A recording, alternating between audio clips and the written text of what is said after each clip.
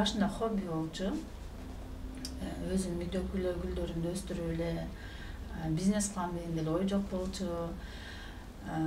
Үйдө эле өстүрүп эле гүлүм аябай көбөйүп кетип эле бирөөгө берейин десең бергим келбейт. Ушунча өстүргөн гүлдү бекер бергим келбейт. Анан сатып эле ошентип эле анан бизнеске өтүп кетти.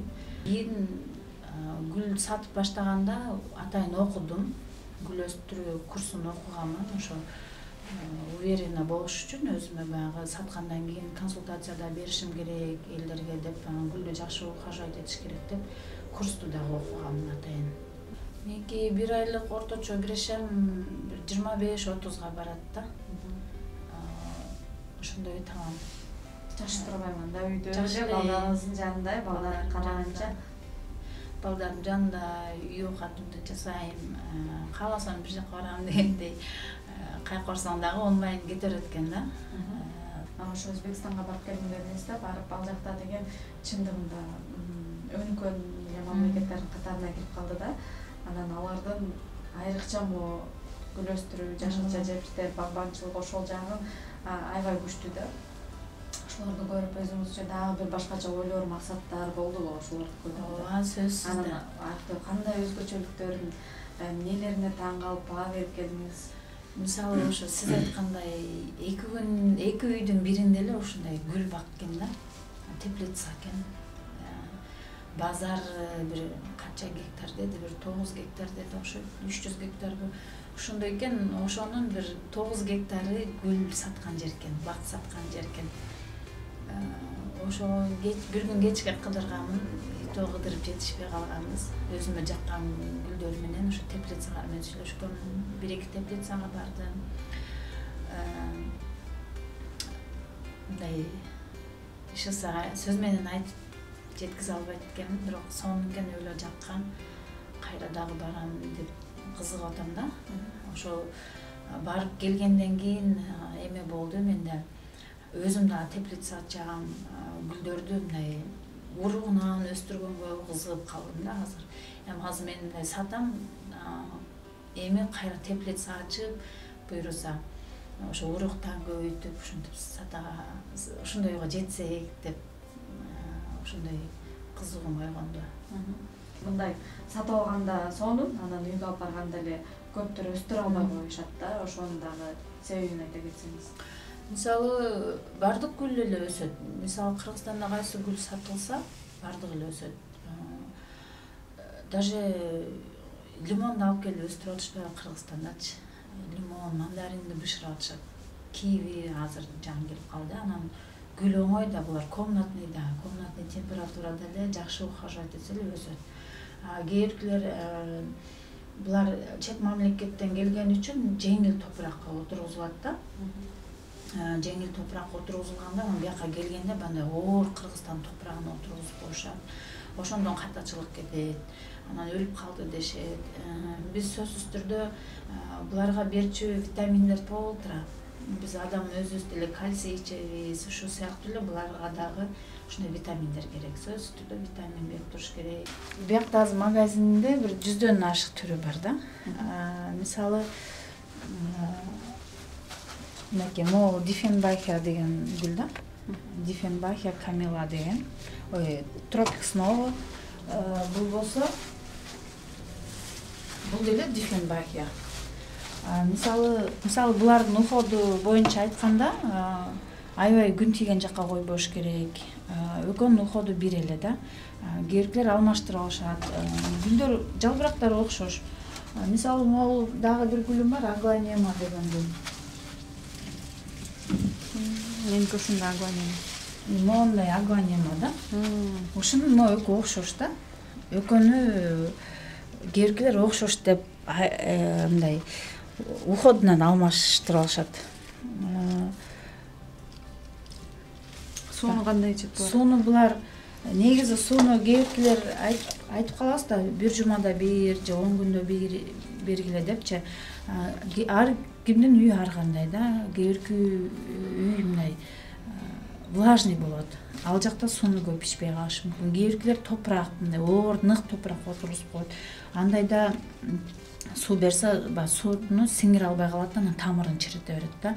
Ошон үчүн баягы аз-аздан бер дегенсиз деп аз эле бере беришет. Аз бергенде түбүнөн тамырына суу жетпей калып, гүл ошондон өлүшү мүмкүн да. Качан гана мындай сууну бергенде, астынан суу агып чыкканда, ошондо мындай суу баардык жерине тегиз тараган болот. Ошентип бериш керек. Анан баягы үйдүн влажностуна караш керек. Кээ бир үйдө 3 күндө кургап кетет. Топурак качан гана кургаганда эле суу бериш керек да. Карап турган. Ооба. Көпчүлүгү ушул гүлгө кызыгат. Мужское счастье деген да, булар антуриум деген гүлдөр. Бунун түрү көп. Агы да барбы? Агы, розовый, оранжевый, бордовый, кызылынан бар.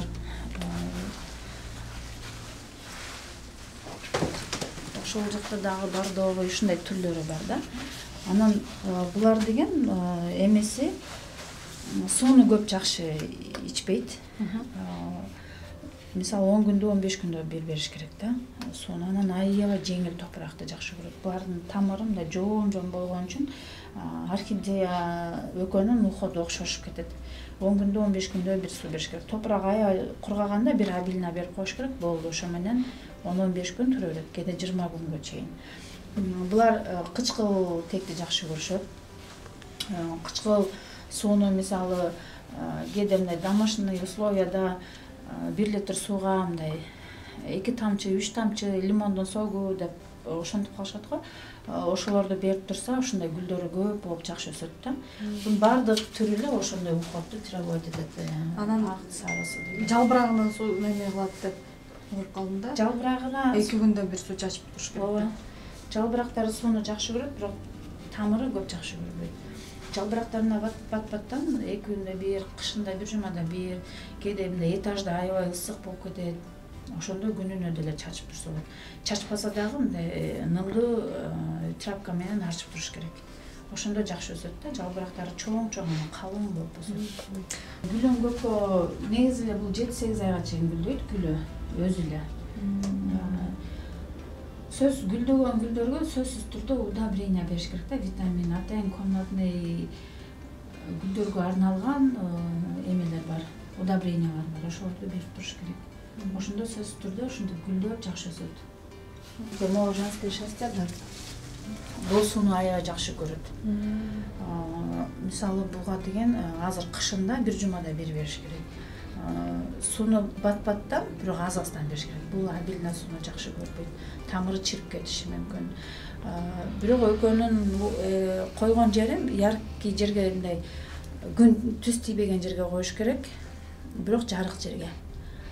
Экөөнүн уходу ошондой. Бирок бул сууну жакшы көрөт. Ошонусу менен айырмаланат. Ошо мисалы көптөр алганда экөөнү чогуу бир жерге койсо жакшы өсөт деп чогуу алышат го. Бул мисалы мужское счастье жок, женское счастье чогуу мындай өсө албайт деген ал жөн эле. Мисалы мужское счастье менен женское счастье экөөдөн кычкылтекти жакшы көрөт. Бири-биринен мындай кычкылтек алып туруш үчүн чогуу өстүрсө жакшыраак да. А так бул женское счастье, мужское счастье жок өсө албайт деген ал жөн эле миф сөз. Көбү өстүрө албайм дейт. Бул негизи жакшы эле өсө турган гүл. Бул дагы көлөкө жака өсөт. Мындай жалбырактары жакшы эле чыгат да. Жакшы ухаживать этсе. Сууну убагында эле бериш керек болгону. Биз болсо көбүнчөсү топурак аябай кургаганда, аябай суу ичкиси келип калыптыр деп былчылдатып суу куюп коюшат. Андай туура эмес да.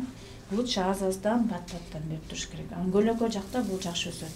Анан сөзсүз түрдө гүлдөрдүн горшокторуна караш керек. Бул чоң болуп өсөт да деп чоң горшокко отургузбаш керек. Лучше мындай кичинекейге отургузуп эле чоңойгон сайын горшогун чоңойтуш керек да. Ошондон дагы туура эмес. Бир жумада бир жумада бир. Бунуку деле ошондой. Жайында бир жумада 2 жолу ушундай болуп калат. Кышында бир жумада бир, 10 күндө бир ушундай берилип калат да. Топурак кургаганда эле бериш керек. Азыр жаңы гүлдөрдү айтсам, элге азыр кызык болуп аткан гүлдөр эме Мондай пахира деген гүл келген. Бул Кытайда дагы, анан Голландиядан дагы келет да. Могул азыр Кытайдыкы. Бул пахира деген гүл күн тийбеген жерде жакшы көрөт. Баягы офистерге, ушундай кафе ресторандарга дагы алса аябай жакшы гүл да. Бат өсөт. Уходу жеңил гүл. Сууну деле аябай деле жакшы көрбөйт. Бир жумада бир ушундай берип турса болот. Анан бат да өсөт экен да. Бул жалбырактар жука болгон жука, анан күн тийген жакта мындай күйүп кетиши мүмкүн да. Көлөкөнү жакшы көрөт. Ушул азыр элге жаңы келип аткан гүлдөрдүн бири. Анан мондай калатеялар.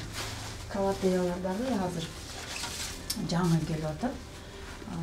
Bunun дагы түрү аябай көп, бир 10га жакын, 10дон да ашык. Мисалы, калатея лансифолия дагы бул дагы бир түрү. Булар дагы мындай уходу жеңил гүлдөр да. Азыр жаңы келип аткан гүлдөр. Гүлдөбөйт, бирок ушундай жалбырактары кооз.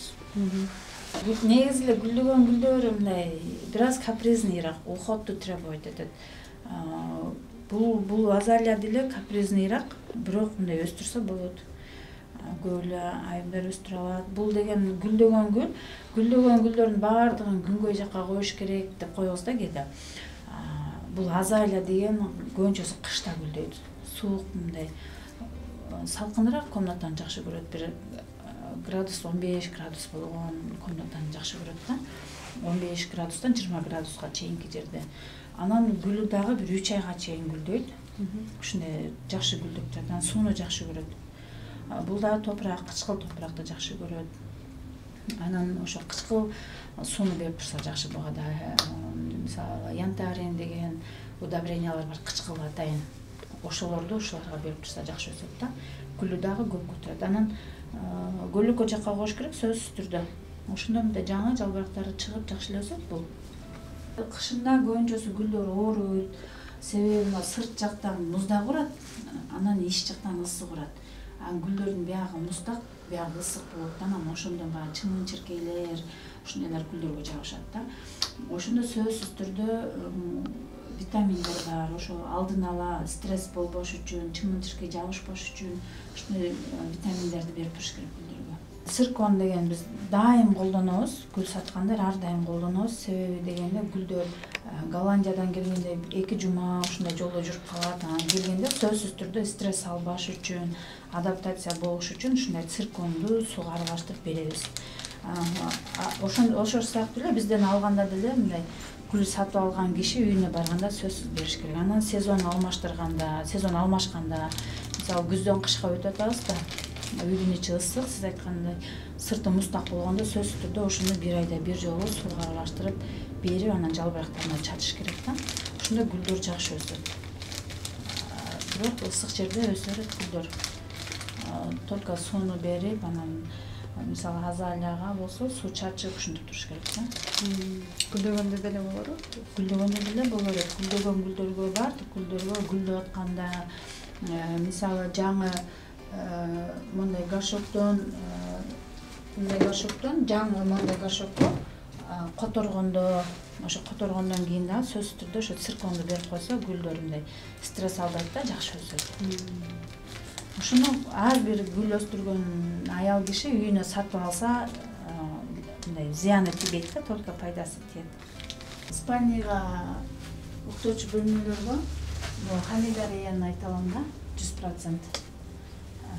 Бул жакшы гүл да, мындай өзүнөн жакшы кислотаны чыгарып турат. Кээбирки көп эле гүлдөрдөн мындай кычкылтек чыгарып турат да. Ошол адамдын башын оорутуп салышы мүмкүн да. Кээде эртең менен турсаң өлө башым ооруп, наоборот чарчап калыптым дейт го. Мындай мисалы могул спальняга уктоочу бөлмөгө болбойт. Будан жыттасаң ойлосоң да. Бирок уктоочу бөлмөгө койгондо мындай жыт чыгарып турат да, анан кишинин башын оорутуп салат да. Дифенбахия деген гүл, будан дагы мындай кыкканда ар бир гүлдөн эле сок чыгат да, мындай суу чыгат. Мону дагы ошо мен өзүм дагы көргөнмүн. Колум менен кесип салсам, колум аллергия болуп кеткен да. Ошондон кийин бул гүлдө болбойт экен. көбүнчөсү баягы балалуу бар үйлөргө койсо деле болот, бирок өйдөрөөк коюш керек, только спальня уктоочу бөлмөгө эмес да. Будан ошо мындай учат деп коюшат. Негизи өзүм деле көргөнмүн, ошо колума аллергия болгондон кийин ишенип калганмын. Женская счастье уктоочу бөлмөгө болот. Будан дагы мындай кычкылтек жакшы эле пайдалуу эле кычкылтек чыгат адамга. Монда бамбук бар, өйдө сонун бамбук. Буну көпчүлүк врачтар, ушундай офисте иштегенде сатып алышат. Көбүнчөсү мен өзүм деле баягы массажга барганда врачтардын ошо кабинетинен көрүп калам. Сөзсүз буну вазага салган бамбук дагы бар да, сууга салган. Ошону сөзсүз коюп коюшат. Бул пайдалуу да. Уктоочу бөлмөгө койсо дагы андай адамдын нервный системасын жакшы эс алдырып, мындай ой жүгүрткөндү дагы жакшыртат экен да. Мондай сансеверияны айта алам. Спальняга койсо болот. Себеби бул дагы мындай абаны тазалап турган фильтри бар. Ушул дагы пайдалуу. Уктоочу бөлмөлөргө ушуларды койсо болот. Кээде мындай адамдын колунда бар биотик бар го. Ошого ишенем негизичи. Мен асым эле күлүп калат да. Мен только алып келсем өлтүрөм депчи. Сен алып келсең эле гүлдөп өсөт деп. Билбейм, ошо кээде мынтип өсүп карап атсаң эле кээде сынып калган байкабай калам мен делечи. Кээде бир бутагы сынып калса, анан ошо гүлдүн да жанына эле сайып коем да. Анан кийин эстеп кетип карасам таңырчыгы өсүп калган болот. Анан башка идишке которуп коем. Ошондойлор болот. Анан кээбиркилер мындай кандай десем, коркуп мындай өлүп калбаса экен деп өстүрүшөбү деп да ойлоп коем да. Ошондо өлүп калабы депчи. Булар деле мындай жандуу да, живой растение деп коет го. Булар да сезет дегендей.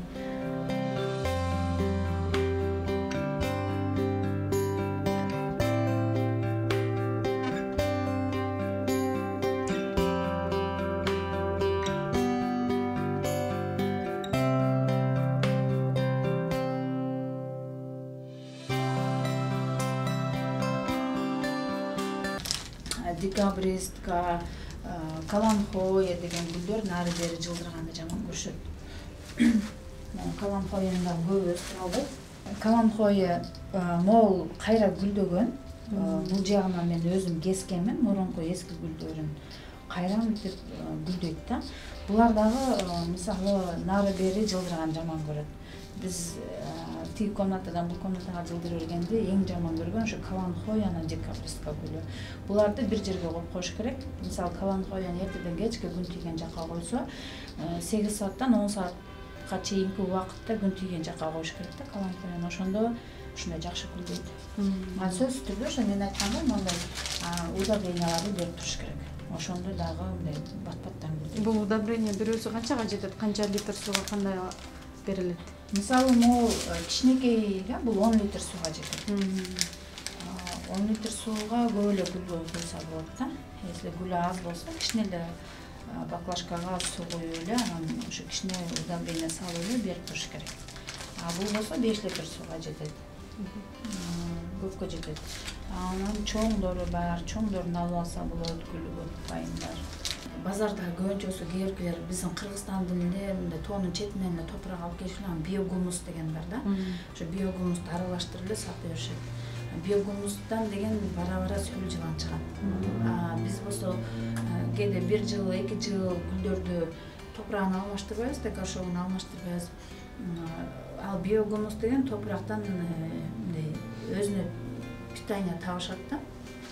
Анан 1 жылдан өтүп, 6 айдан өтүп калганда топуракта эч кандай витамин калбайт. Анан ал сөл жыландар гүлдүн тамырын жеп башташат да. Негизи биогумус деген гүлдөргө колдонбой эле койгон жакшы. Ал көбүнчөсү банда помидор, огурцууга колдонушат да. Ал гүлдөргө атайын для комнатный деген, цветушек деген эмелер бар, топурактар бар. Көбүнчөсү чет мамлекеттен келет, Россиядан, Польшадан топурактар. Ошолорду колдонгон жакшыраак. Сиздер өзүңүздөр мисалы кайсы жактан аласыздар, кандай топурак колдоносуздар? Мен атайын топурак ошо Россиядан, Польшадан келген топурактарды колдоном. Бияктыкын колдонбойм. Анын топурактын өзүн эле колдонбойм, ага деген кошом, башка мындай минеральный грунттарды кошом. 5-6 башка минеральный грунт кошуп, ошого ылайыктуу анан котором гүлдөрдү. Кээерки гүлдөр жеңил, аябай жеңил топуракты жакшы көрөт. Кээеркилер сууну көп жакшы ичпейт. Ошого мындай сууну батыраак сиңире турган минеральный грунттар бар да. Ошолорду кошуп анан отургузабыз.